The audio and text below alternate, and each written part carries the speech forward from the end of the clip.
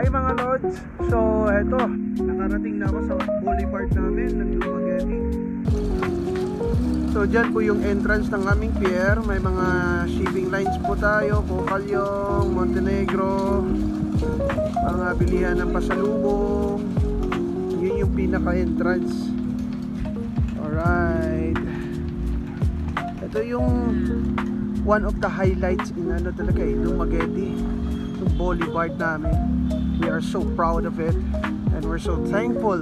Alright, mag-start na tayong mag-brisk walking mga chong, mga cheng, mga Lods. So just few steps away from where I start is the Silliman University. Woo! Alright, let's go, let's go, let's go. Dito din banda ng Silliman University, oh. Ito yung picturestic nila view. Alright, on here just few meters away from where I started. Alright, patayon, patayon. And Bricks Hotel. Okay, Bricks Hotel, Tam-Tams. At may police post din tayo dito. Napaka-safe ang Dumaguete City, mga chong, mga cheng. Alright. And here, hindi pa, wala pang ilaw kasi hindi pa talaga gabi or madilim. Dumaguete me. Alright, padayon, padayon, padayon. We have here pala Tom-Toms and Boss Coffee, mga chong, oh. Tom-Toms Coffee, Boss Coffee. Ano to? Dumaguete Seafront Hotel. And of course, katabi niya is the Casablanca. Alright. And Chinlong. There's Chinlong. Yan, Chinlong. And just around the corner is the pinakasikat naming Sans Rival. Alright. Ito, Chinlong, isa sa mga oldest restaurant here in Dumaguete. Yes, Sans Rival Bistro. Alright. The Paseo Perdices, where we can find the Yellow Cab Max Restaurant. Isa sa pinakamatandang club dito sa Dumaguete. Why Not Music Box? Naalala ko pa itong mga nangyayari dito sa high school tsaka college ko. Kakatawa. Beside also is Kimikan, Honeycomb. Alright, Restaurant. Hey, Bethel Guest House. One of the coolest hotel and oldest hotel in Dumaguete as well.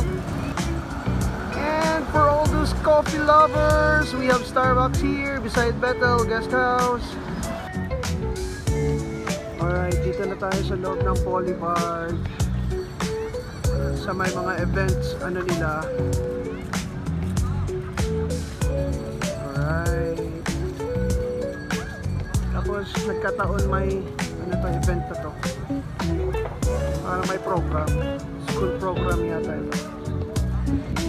Ito bago dito guys, oh, yung kay Dr. Jose Rizal na ano, monument. Dr. Jose Rizal. Kasi Boulevard, Rizal Boulevard na eh. So nilagyan talaga ng monument.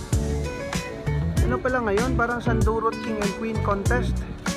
Sandurot Festival ng Dumaguete.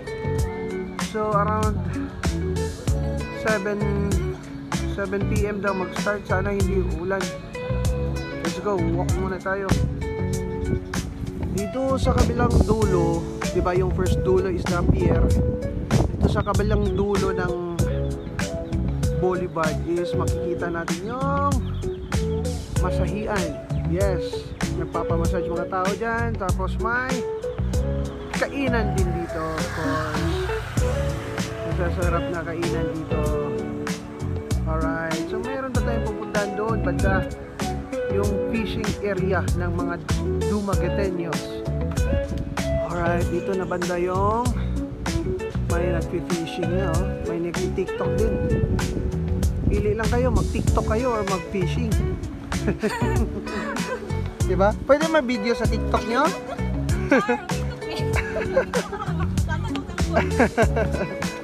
Alright. Nag-exercise. Yun. Diyan banda yan, meron pa kaming gagawin dyan. Pinag-iisipan pa namin. Char.